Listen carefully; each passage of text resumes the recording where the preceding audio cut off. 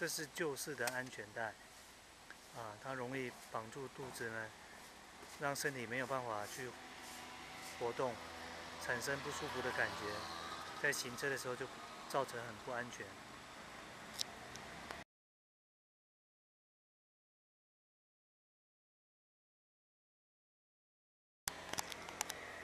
这是新的安全带。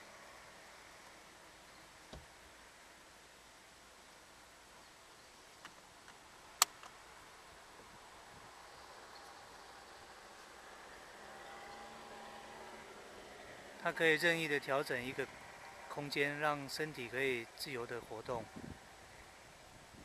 在我们在行车的时候，它就会比较安全。